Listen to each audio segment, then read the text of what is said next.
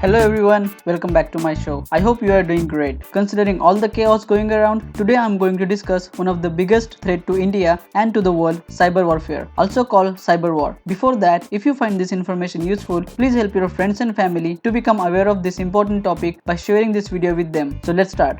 Cyber warfare is the use of technology to attack a nation, causing harm similar to actual warfare. In simple words, what it means is actions taken by a nation or international organizations like a terrorist organization to damage another nation's computers or information networks using computer viruses or other technologies. And let me tell you one thing, future wars will not be fought on grounds but in the clouds. And the very important thing is, not just soldiers, but you and I will play an active part in these wars as well. And like any traditional war, we can lose our lives too. Let me tell you one very concerning thing. If you check right now the number of live botnets in the world which are used for hacking, you can see that India has the highest active botnets. This means we are under a very big threat of cyber war and hacking. This is the exact reason why the Indian government has banned so many Chinese apps. The US has declared China's Huawei company as a national threat, and Europe is planning on doing the same. Nowadays, everyone is talking about boycotting Chinese apps and products to save the Indian economy, but no one is talking about the potential dangers of using those apps, which is cyber war. The worst thing about cyber war is it is very difficult to find the hackers behind the cyber attacks, and unlike actual war where you need access to guns and bombs, cyber war can be carried out with minimal equipment like laptops and the internet, which are easily available in the market. That's why this is the most easiest and convenient way to attack a nation without fighting face to face. Any potential hackers can anonymously destroy a nation from the comfort of their home. Recently, in the last few days, you must have seen the news that Chinese hackers have attacked the Indian government's websites. Also, after the surgical strike, Pakistani hackers attack Indian government's websites. Similarly, there are many nations like Australia, Canada and the US has accused China of cyber war. So why are they attacking government websites and not the any other websites like newspaper websites? The answer is obvious, our data. As you know, the government is using more and more digital technologies to carry out their work, which is why our data is now being stored online. This data includes our identity, addresses, bank details, and other government networks include very critical national security information such as rocket launch codes, missile details, and military secrets. So if someone from outside like China gets their dirty hands on this information, they can literally destroy India in a very short period of time. And having everything online, most experts believe a tremendous amount of harm can be caused by cyber attacks, which could be many folds compared to the traditional war. I'm very sure that by now you must have imagined what our enemy can do with all this critical data. If not, then let me tell you some horrible things they can do. They can launch missiles from one nation and target any other nation. For example, targeting the US using Indian missiles, which will start a war between India and the US. They can shut the power to an entire nation, causing blackouts, open up the water dam doors, flooding a city, hacking autonomous vehicles, causing accidents, and any possible disastrous things you can imagine. They can literally stop a nation from doing anything at all and cause chaos, disturbing the whole nation. And you know who is helping them? People like you and me. We are providing our critical data to our enemy for free by using their apps and websites, especially to China. As per the law, Chinese companies have to provide their users' data to the Chinese government, and who knows what China does with such a critical data, right? So if you really want to avoid this for India's national security, let me tell you a few things to remember. First, it is very important to make sure that you are not providing our data to companies who are not following laws and can use that data against us and our nation. Do not install any non-verified apps. Try to provide as little information as you can to any app or a website. Make sure you are not giving unnecessary permissions to an app to collect your data. Turn off your location when not in use. Just do these few things and you can help India without fighting a war on the border. That's it for today, guys. Do let me know in the comment section what do you think about cyber warfare, and if you like this video, please leave a like and share it with your friends and family, and do subscribe to our channel. Bye bye, take care.